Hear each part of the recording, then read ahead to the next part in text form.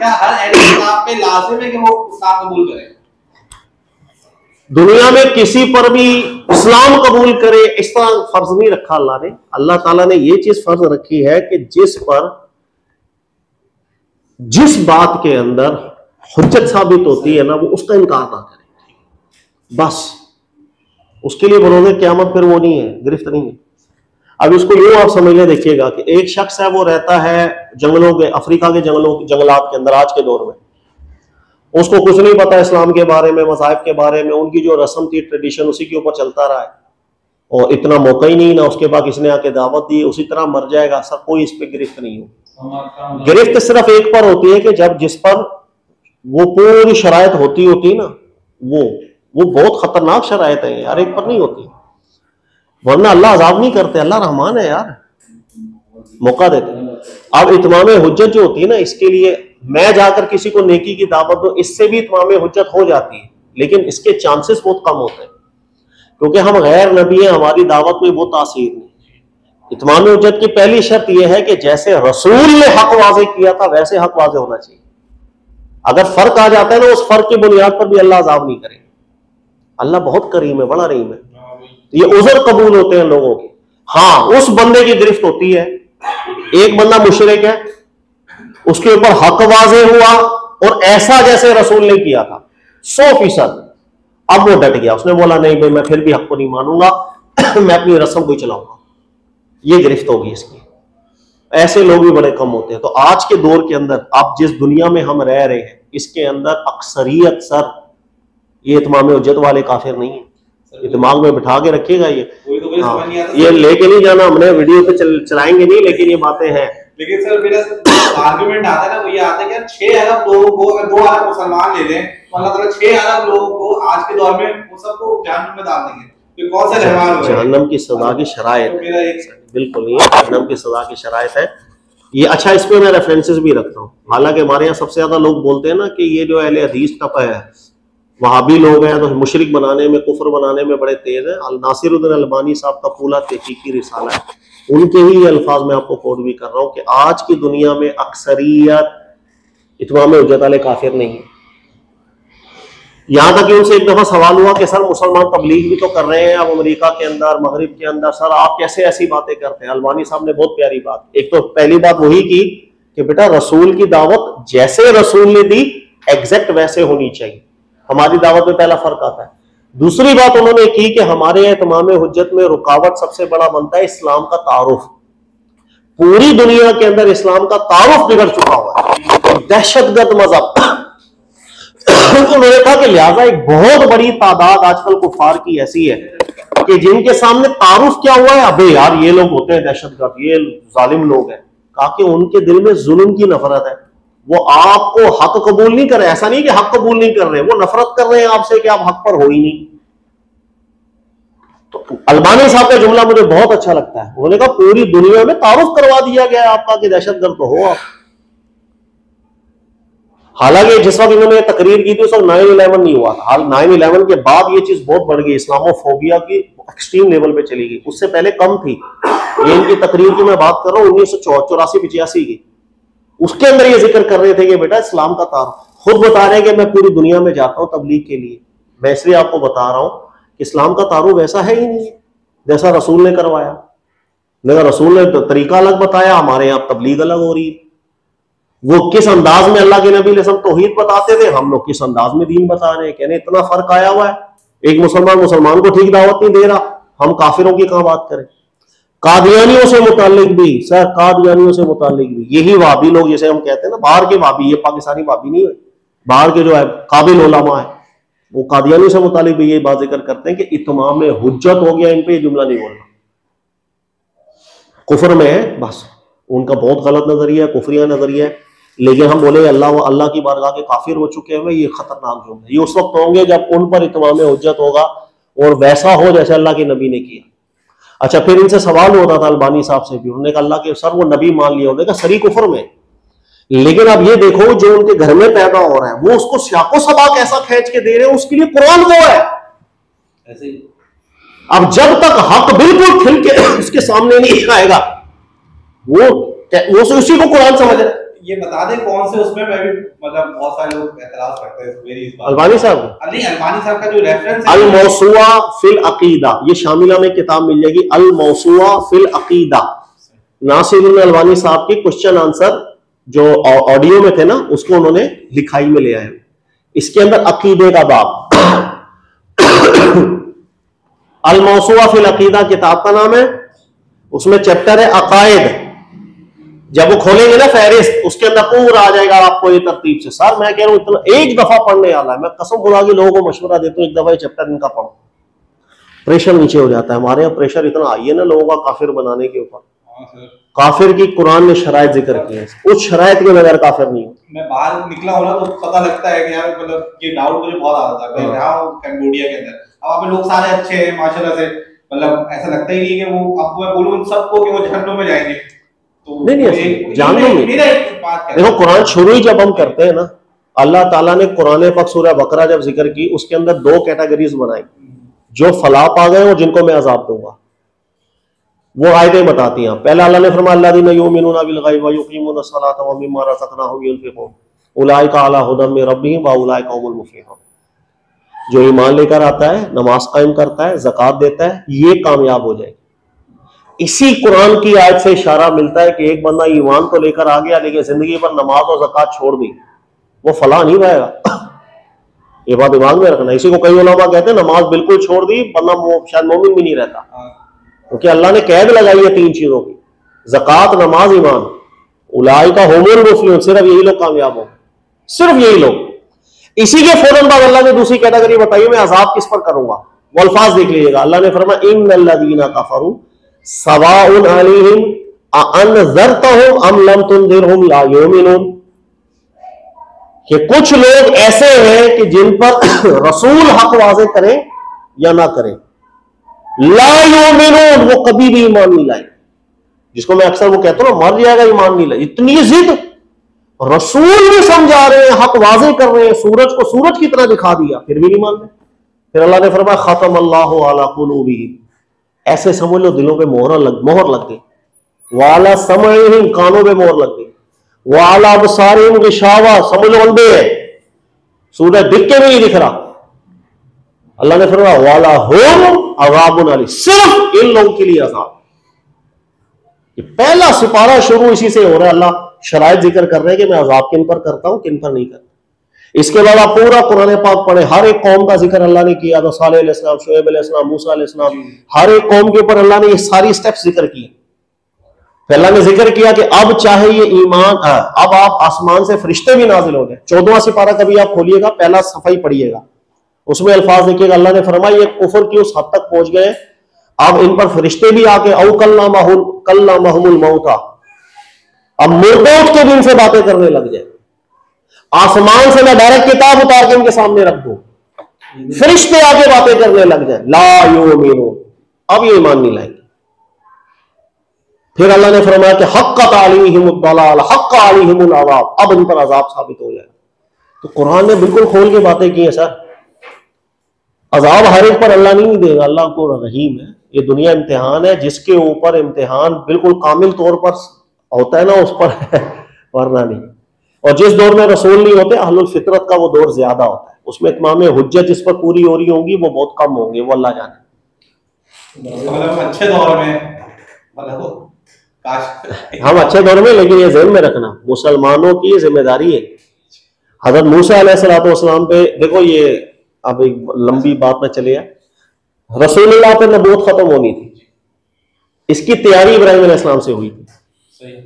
हजरत इब्राहीम अलैहिस्सलाम से चूंकि एक आखिरी नबूवत का दौर शुरू होना था और नबूवत ने इख्तिताम पे जाना था। ये बात है थोड़ी सी 10 मिनट लग जाएंगे, लेकिन आपको जिंदगी पर फायदा देगी। तो खत्मे नबूवत की तैयारी इब्राहीम अलैहिस्सलाम से अल्लाह ने कैसे की वो मैं बताता हूँ। इब्राहीम अलैहिस्सलाम से पहले पूरी दुनिया में जितनी भी आबादी जहां जहां तक थी, वहां हर जगह रसूल आते, हर जगह नबी रसूल आते, जिसको अल्लाह ने भी जिक्र किया ना कुरान में कि हर कौम में हमने नबी भेजे। ये अरसा काफी चलता रहा, काफी अरसा चलता रहा ये सिलसिला है। इसके बाद इब्राहीम अलैहिस्सलाम के बाद फिर अल्लाह रब्बुल इज्जत ने अब पूरी खत्मे नबूवत कर दी थी ना, क्योंकि दुनिया से अब नबी खत्म होने हैं।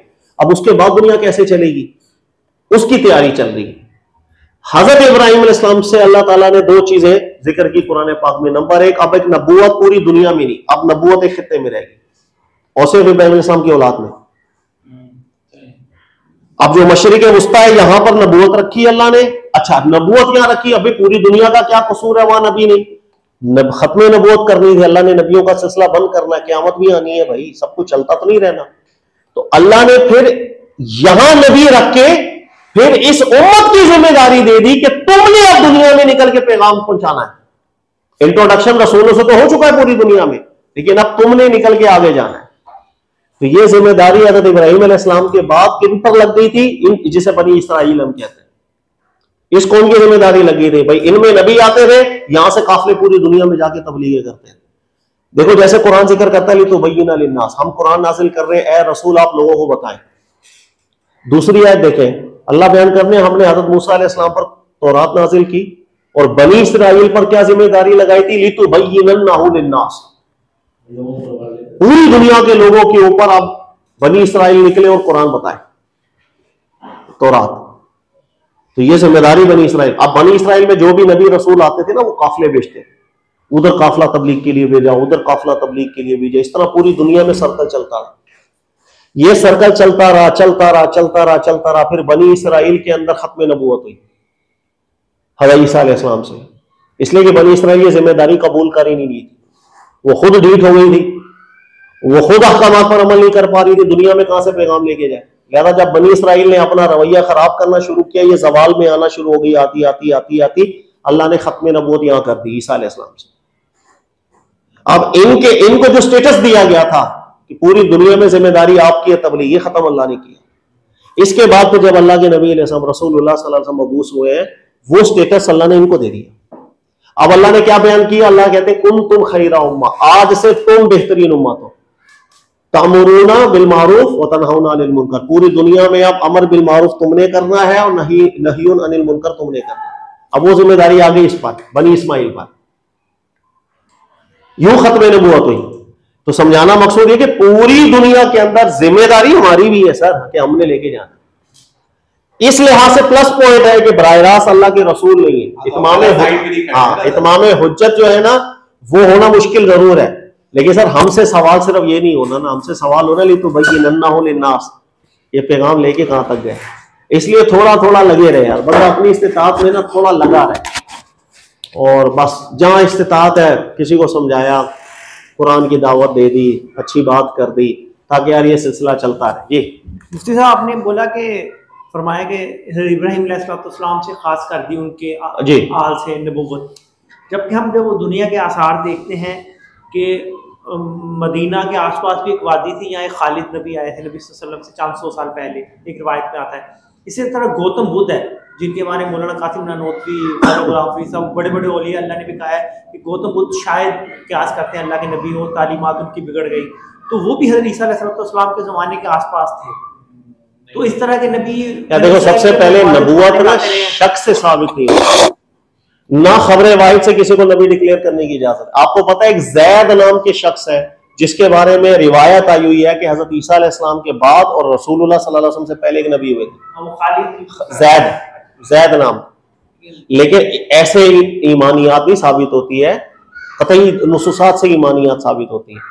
इसलिए जितने नबी और रसूल हैं, इनसे मुतालिक नाम लेकर कहना भाई गौतम बुद्ध हो या फलां राम हो, कृष्ण हो, इनके ऊपर भी तो इनके फतवे मौजूद है ना कि हमें ये लगता है कि ये भी शायद नबी थे। अल्लाह पे हमें नहीं बोलना चाहिए। जब कुरान ने नाम लेकर इनका जिक्र नहीं किया, हमें खामोश रहना चाहिए। कुरान ने वादे नस किए, रुसुलन लम नक़सुसहुम अलैक, हमने बहुत से रसूलों का जिक्र आपसे नहीं किया, बस खलास।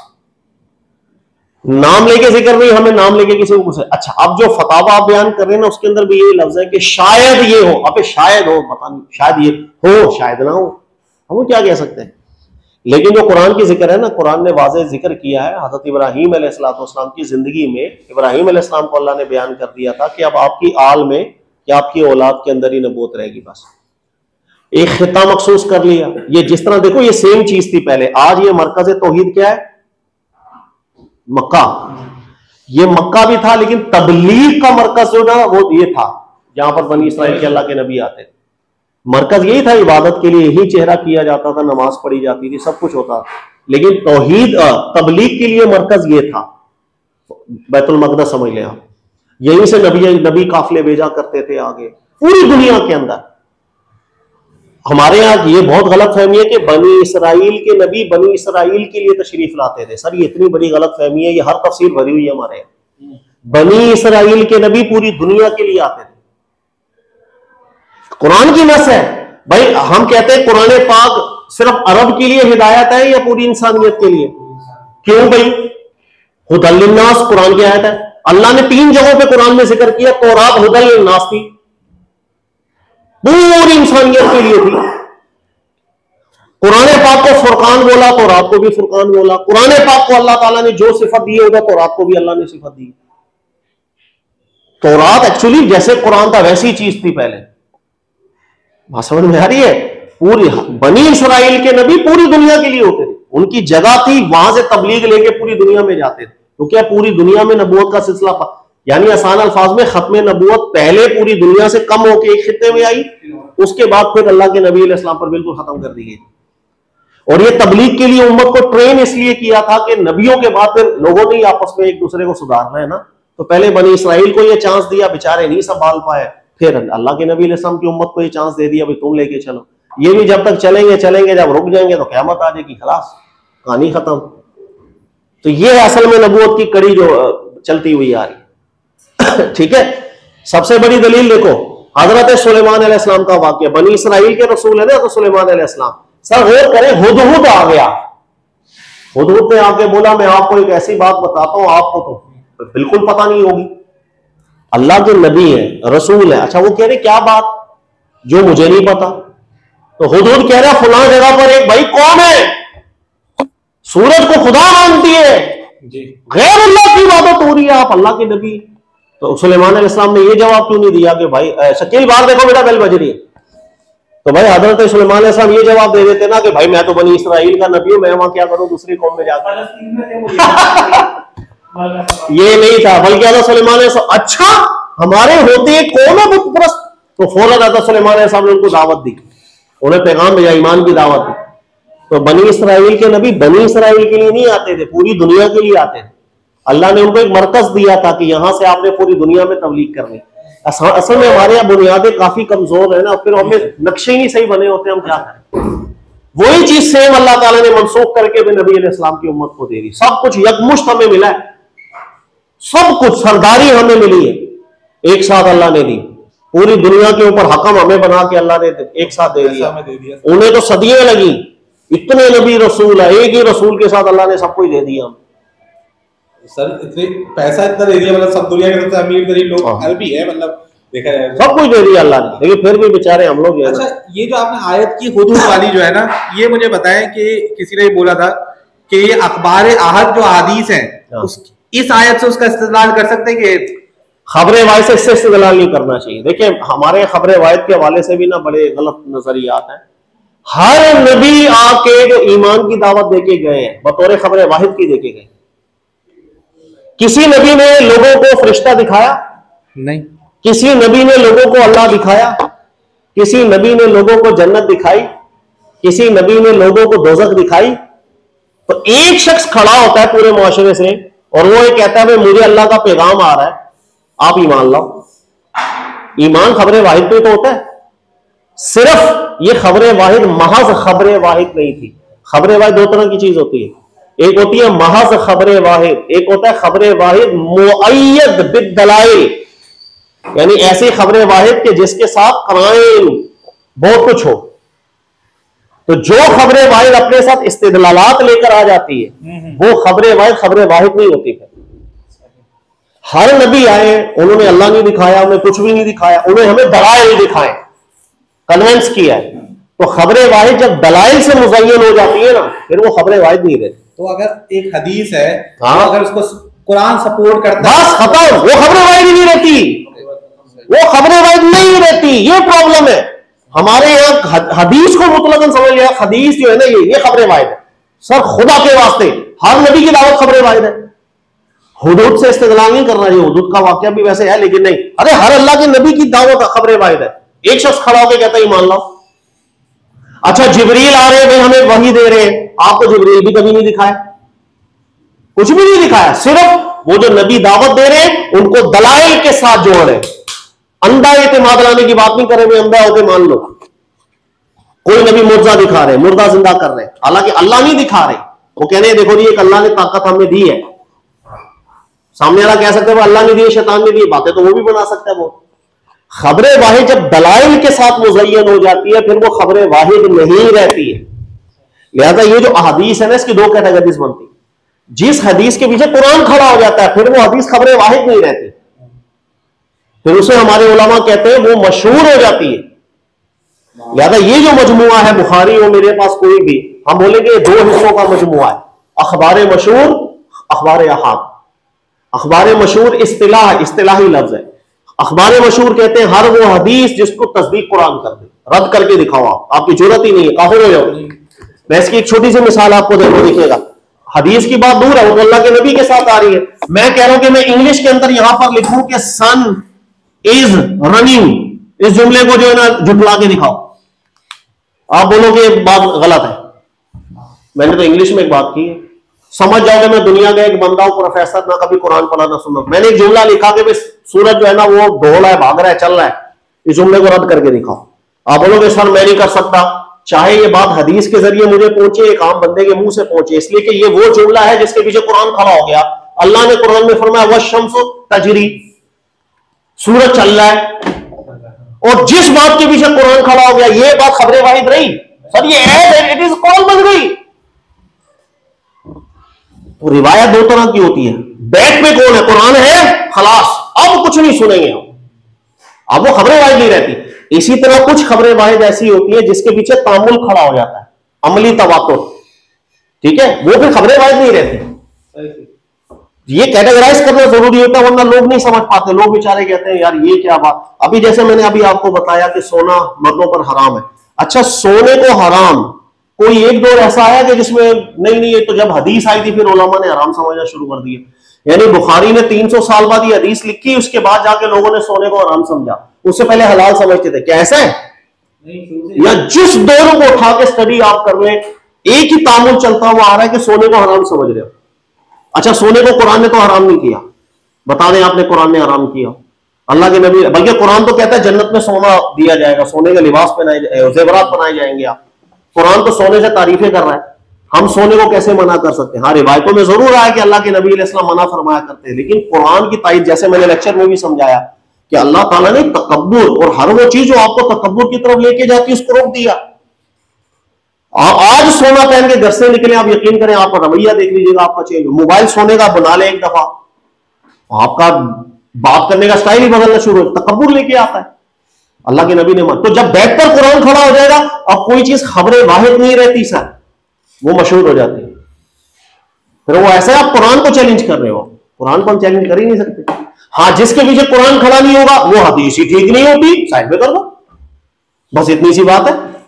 भाई ये हुक्म क्या हदीस के साथ खास है? नहीं भाई, किसी आम बंदे की बोली भी हो, बैक पे कुरान आ जाएगा, वो बात खबरें वाहिद नहीं रहती, वो कुरान बन जाती है।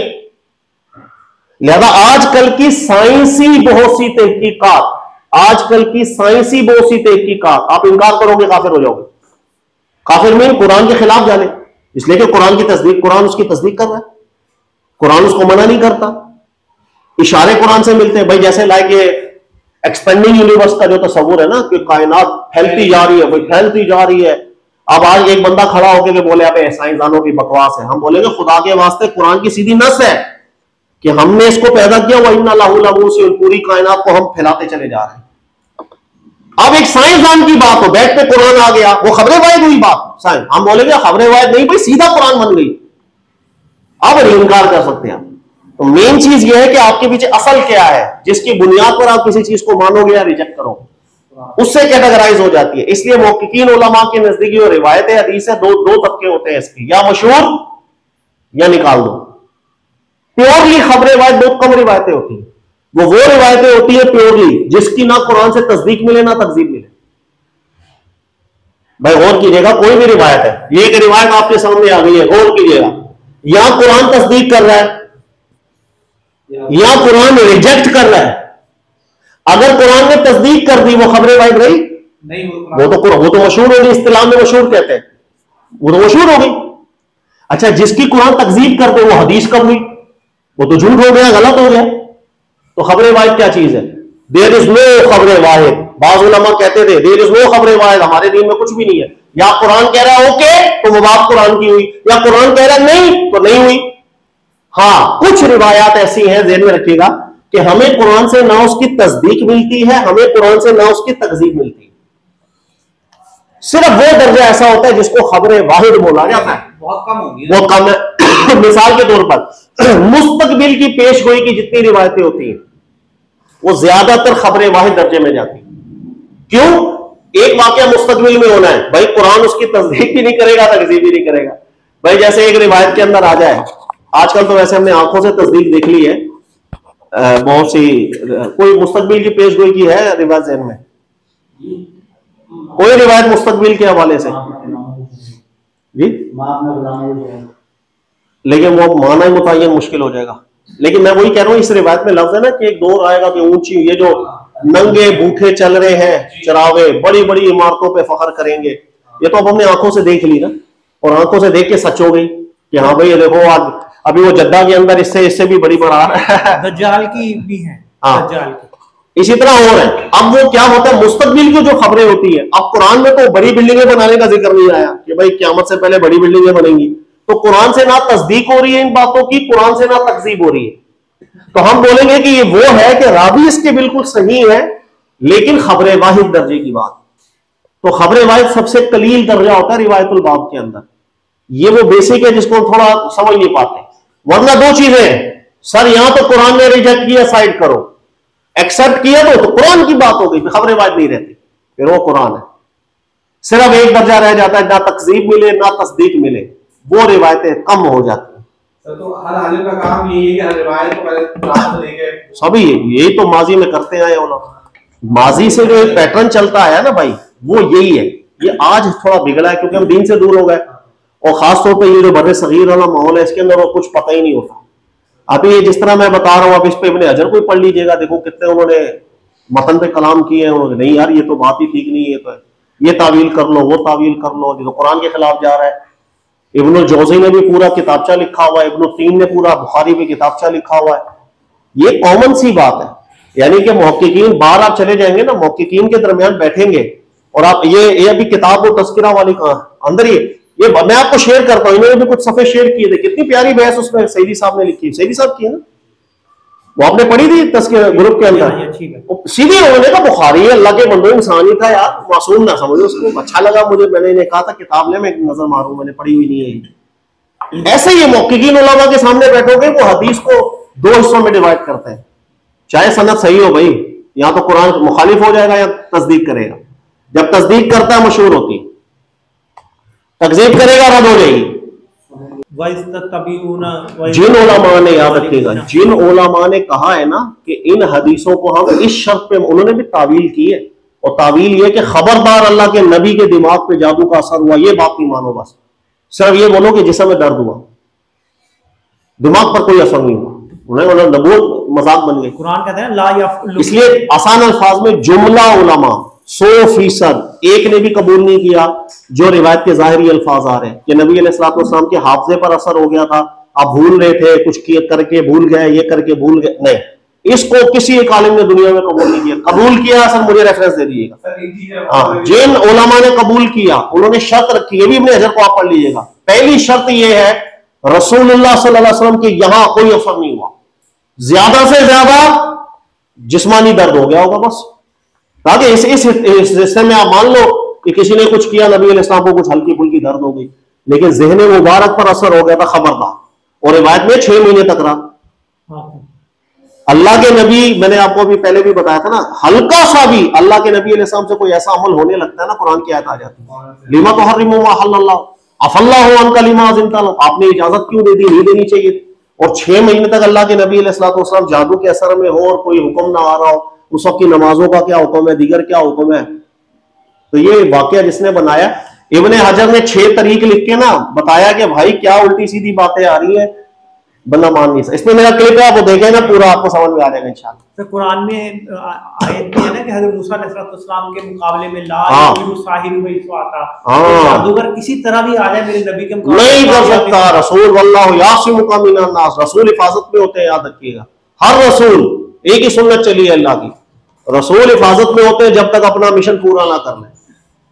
अच्छा, मैं ये कह रहा था, आपने जो अभी लास्ट वीडियो अल-आराफ साहब है, वो जो सूरह अल-आराफ पे जो आपकी लास्ट वीडियो आई है, उसके अंदर मेरा एक सवाल ये था कि हम जो तफसीर करते हैं कुरान की, जो भी उलमा करते हैं, तो क्या हम वो चीजें क्यों नहीं देख सकते जो हुजूर सल्लल्लाहु अलैहि वसल्लम ने भी तो तफसीर की होगी इसकी, हुजूर सल्लल्लाहु अलैहि वसल्लम ने खुद बताया होगा कि आराफ कौन है, तो क्या हमें कोई ऐसा कॉल या कोई ऐसी चीज नहीं मिलती डायरेक्टली कि हमें कुछ सियाक़ो सबाक़ के थ्रू ही जाना? ये आपका सवाल इतना सोने के पानी में लिखने वाला सवाल है। अच्छा, लेकिन इसको हम लोग तफसीर करेंगे फिर समझो। चलिए ठीक है। अब इसलिए कि वो ये उसूल तफसीर के अंदर ये बात हमारी आती है कि भाई अल्लाह के नबी अलैहिस्सलाम पर क्या जिम्मेदारी थी, वो नबी अलैहिस्सलाम ने शरा की है या नहीं। जो जिम्मेदारी थी ना, वो शरा शुरू कुरान से आखिर कुरान तक अल्लाह के नबी ने की हुई है। और जिस शरा की जिम्मेदारी अल्लाह ने डाली थी, वो इल्मी पैसे थी, खुद ही पे दिमाग लगा के सोचते रहेंगे, वो अल्लाह ने हम पे छोड़ी हुई है। ये दोनों हुक्म कुरान में आपको मैं दिखाऊंगा कि कुछ देखो, मैं आसान अल्फाज में देखिएगा, बेटा इससे बच के रहना, ये दुश्मन है आपका, मारना दे आप। ये जुमला बोलने से क्या मकसद था कि आप एहतियात करें, वो आप समझ गए। कुछ बातें इजाफी हैं यार। ये जो बंदा है ना, ये जो काली जैकेट पहनी हुई है, ये जो बड़ी फैंसी जैकेट पहन के आया है, ये जो मैं इजाफी बातें कर रहा हूं, ये मैं ना भी बताता, मकसद में कोई फर्क नहीं था। एक चीज होता है किसी चीज की उतनी शरह जिससे मकसद पूरा हो रहा हो, वो जिम्मेदारी रब के नबी की होती है, और वो शुरू कुरान से आखिर कुरान तक करके गए। और कुछ चीजें होती है जो मकसद से हटकर इजाफी बहसें होती हैं, ये अल्लाह ने हमारे इश्तिहाद पे छोड़ी हुई है। वो खुद गौर फिक्र करके जाते रहो, मोती निकालते रहो, अपना अपना दिमाग लगाओ, सवाब कमाओ। अगर सब कुछ अल्लाह के नबी मुतय्यन कर जाते ना, तो हम लोग तो जामिद होकर बैठ जाते, दिमाग ही नहीं लगा। दिमाग किस चीज पे लगाते? बस हर चीज मुतय्यन होगी, हमारा दिमाग फालतू हो जाता। इसलिए अल्लाह ने कुरान में दो शाखें रखी हैं, एक है मकसद, वो मुतय्यन है, एक है इजाफी बहसें, वो आप करते हैं। तो ये सारी बहसें जितनी होती है ना, एक्चुअली ज्यादा है, इससे मकसद में कोई फर्क नहीं पड़ा। गौर करो, आराफ का वाक्य देखो, मैं बता रहा हूं। अल्लाह बयान करे, ऐ काफिरों, तुम पर हक वाज़ेह हो गया हुआ है, मानो नुकसान उठाओगे दुनिया में भी आखिरत में भी। अल्लाह की सुन्नत कभी बदलती नहीं है। आज तुम जिनका मजाक उड़ा रहे हो, अल्लाह कल कुछ लोगों को बुलंदी पे खड़ा करेगा, तुम्हें वक्त याद करवाएंगे कि दुनिया के अंदर मालो दौलत में तुम तकब्बुर में आ गए थे। इसमें मकसद में क्या खराबी है? हत्ता हो गया, जो मकसद है वो क्लियर है। ये इजाफी पैसे हैं यार, कलर क्या पहना होगा, कपड़े क्या पहने होंगे, दीवार कितने फुट की होगी, कितने, सर ये आप करते रहो जाओ वैसे, जो मकसद है वो पूरा हो गया। यही चीज कुरान यूं अंदाज में जिक्र करता है कि कुछ लोग पूछ रहे हैं 6 थे 7वां कुत्ता, 8 थे 9वां कुत्ता। अल्लाह ने नहीं कहा, अल्लाह ने कहा कि फला तुम्हारी फीम, आप इसके पीछे ना रहे, जो मकसद है वो देख ले, मकसद पूरा हो गया खलास। यही चीज सहाबा का तरीका भी था। सहाबा का यह था कि एक दफा अल्लाह के नबी अलैहि पानी नहीं था, दुआ की ना, तो अल्लाह ने ऐसी बरकत दी कि थोड़ा सा पानी हजारों को पूरा हो गया। तो वापसी में सहाबा आए, तो एक शख्स मिला रास्ते में ना, तो उन्होंने कहा कि यार मैंने सुना है इस तरह पानी में बरकत हो गई थी, तुम लोग कितने बंदे थे? उस वक्त 1500 का काफिला। सहाबी ने उसकी तरह देखा, कहा कि जब अल्लाह ने बढ़ा दिया जिस चीज को, उस वक्त 15 लाख भी होते सबको आ जाता पूरा, वैसे हम 15,000 थे। ठीक है, यानी मकसद जब पूरा हो जाता। तो कुरान का शुरू से लेकर आखिर तक मकसद क्लियर है सर, सिर्फ इजाफी वैसे हैं वो आप करते नहीं।